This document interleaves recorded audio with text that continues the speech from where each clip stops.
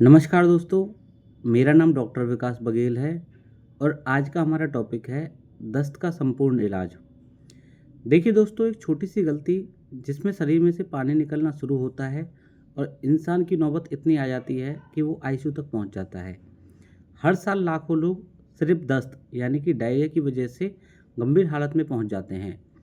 लेकिन सबसे बड़ा सवाल ये है, क्या सच में सही इलाज लोगों को पता है? आज मैं आपको बताऊंगा जितना भी डायरिया का एलोपैथिक कोर्स होता है या इसका इलाज होता है, इसमें कौन सी दवाएं काम करती हैं और किसी को दस्त लगना शुरू हो तो उसे क्या करना चाहिए, और सबसे ज़रूरी चीज़ कि जिस लोगों को दस्त लग रहा है उसे बिल्कुल क्या नहीं करना चाहिए।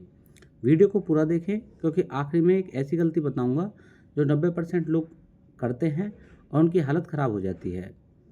दस्त क्या होता है? सबसे पहले इसको समझते हैं। शरीर का एक डिफेंस सिस्टम एक्टिवेट हो जाता है जिसमें बैक्टीरिया की वजह से, वायरस की वजह से या फूड पॉइजनिंग की वजह से और आमतौर पर ठंड लगने की वजह से बॉडी में से टॉक्सिन्स बाहर निकलना चाहते हैं। लेकिन जब ये ज़्यादा हो जाता है तो प्रॉब्लम शुरू हो जाती है। दस्त लगने पर सबसे पहले पानी में कमी यानी कि डिहाइड्रेशन की शिकायत हो जाती है। शरीर में कमजोरी आ जाती है क्योंकि दस्त लगने पर बॉडी में से सारे के सारे न्यूट्रिशन भी निकल जाते हैं। सबसे बड़ी जो दिक्कत होती है वो है बीपी लो हो जाना।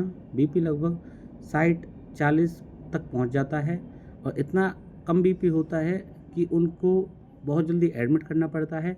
आईसीयू तक हालत पड़ जाती है, सेंट्रल लाइन डालने तक की भी नीड पड़ जाती है। और सबसे बड़ी बात, जब ज़्यादा मात्रा में दस्त लग जाते हैं, जिसको 20 बार, 25 बार, 30 बार लग जाते हैं, तो किडनी डैमेज होने की कंडीशन भी हो जाती है। बच्चों के अंदर और बुजुर्गों के अंदर ये जानलेवा भी साबित हो सकती है। सबसे पहले जानते हैं डेंजर साइन क्या होता है। ध्यान से सुने, अगर सिम्टम्स दिखे तो तुरंत डॉक्टर के पास जाएं। जैसे कि जिनको पानी सा दस्त आता है, बिल्कुल वाटरी डायरिया हो जाता है, पानी सा ही बार बार निकलता रहता है, एक बार दो बार नहीं, 8-10 बार लगता है। और अगर स्टूल के अंदर यानी कि जो लैट्रिन होती है उसके अंदर खून निकलने लग जाए या खून दिखाई देने लग जाए तो तुरंत डॉक्टर के पास पहुंच जाना चाहिए। बहुत सारे लोगों को दस्त में बुखार भी बहुत तेज़ हो जाता है। ऐसे लोगों को भी डॉक्टर के पास ज़रूर जाना चाहिए।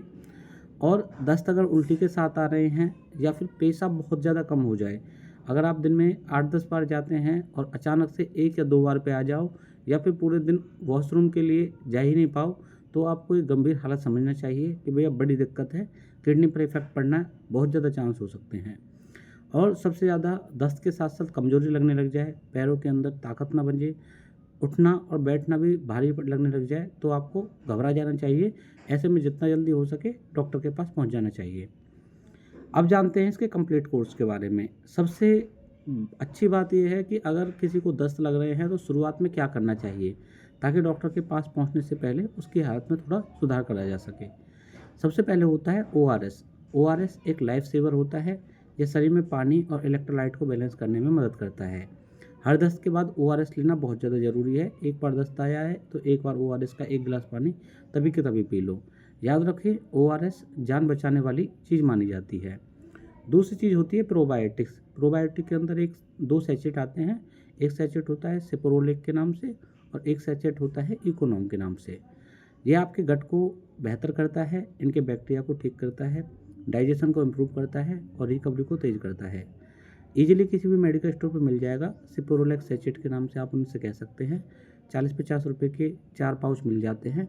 वहीं पे जो इकोनॉम होता है थोड़ा महंगा होता है लेकिन काम उसका जल्दी होता है। वो 50-55 रुपये के आसपास का एक सैचेट होता है, तो 2-3 सैचेट एक साथ खरीद भी सकते हैं। तीसरी एक दवा होती है जिसका नाम होता है जी रॉट। 100 mg के अंदर टैबलेट आती है।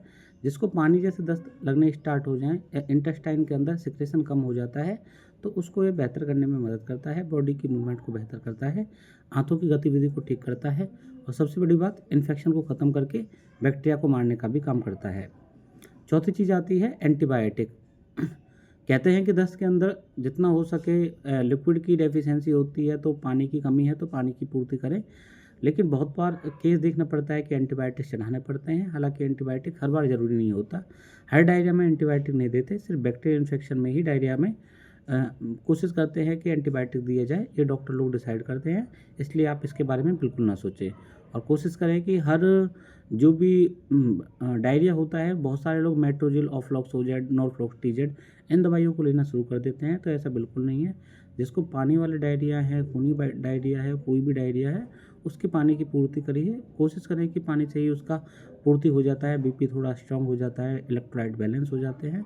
अगर बैक्टीरियल इन्फ्लेक्शन आता है, टीएलसी बढ़े हुए आते हैं, सीआरपी इंक्रीज आता है, तभी आप एंटीबायोटिक्स की तरफ जाएं, अदरवाइज एंटीबायोटिक्स फॉलोअप में ना डालें।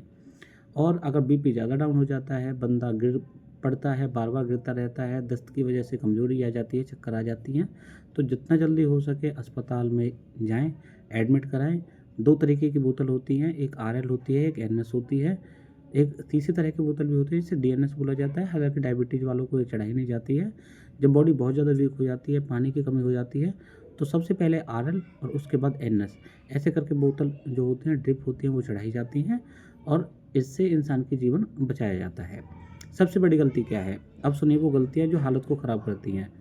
सबसे पहली गलती और बड़ी गलती है कि बिना डॉक्टर की मर्ज़ी के या बिना डॉक्टर के हिसाब से ही आप एंटीबायोटिक्स लेना शुरू कर देते हैं। ओआरएस बिल्कुल नहीं लेते हैं, सिर्फ दही या घरेलू नुस्खों पर डिपेंड हो जाते हैं।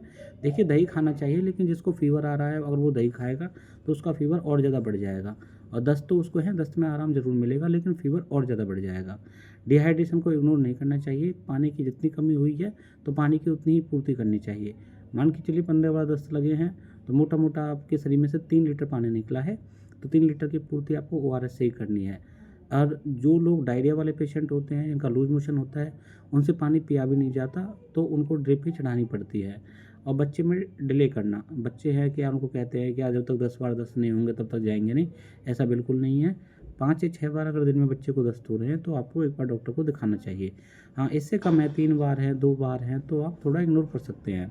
ये कुछ मिस्टेक थी जो सीधा हॉस्पिटल तक पहुँचाने में आपको रिस्क में डाल सकती हैं, तो आप इन चीज़ों का बिल्कुल ध्यान रखें। अब जानते हैं क्या खाना है, क्या नहीं खाना।